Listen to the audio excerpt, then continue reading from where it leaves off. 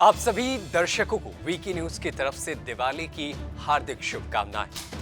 अब रुख करते हैं खबरों की। चाहे वो कोई सियासी जलसा हो या कोई आंदोलन या कोई मुहिम, हिंदुस्तान की राजनीति में खालिस्तान मुद्दा हमेशा से ही चर्चा का सबब रहा है। चुनाव से लेकर आंदोलन तक खालिस्तानी मुद्दा अब केंद्रीय मुद्दा बन चुका है।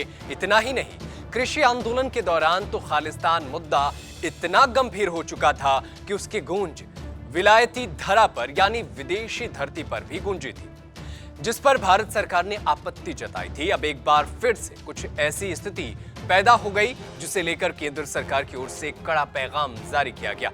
तो चलिए आपको पूरा मामला विस्तार से बताते हैं।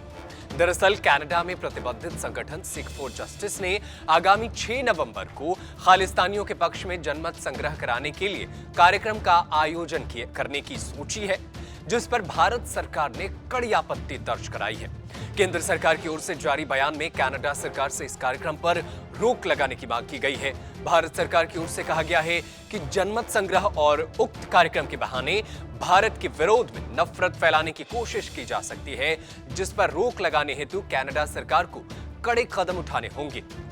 केंद्र सरकार की ओर से जारी बयान में कहा गया है कि इस कार्यक्रम को संचालित कराने हेतु कनाडा सरकार की ओर से अभिव्यक्ति की आजादी का हवाला दिया जा सकता है, लेकिन यहां हमें एक बात का विशेष ध्यान रखना होगा कि अब कई भूभागों में खालिस्तानियों के विरोध में स्वर तीक्ष्ण होते जा रहे हैं।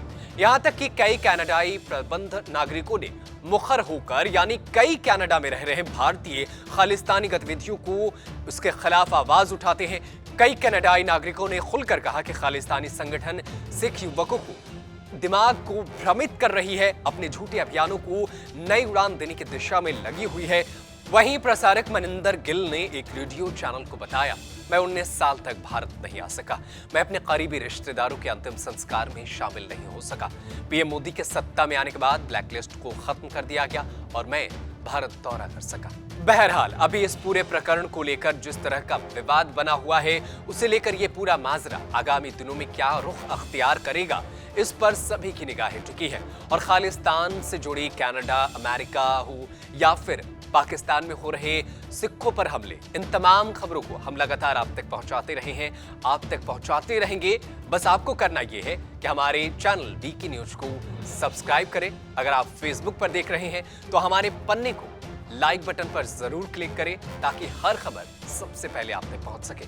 आप सभी दर्शकों को एक बार फिर दिवाली की हार्दिक शुभकामनाएं। धन्यवाद। वीके न्यूज, राष्ट्र के नाम।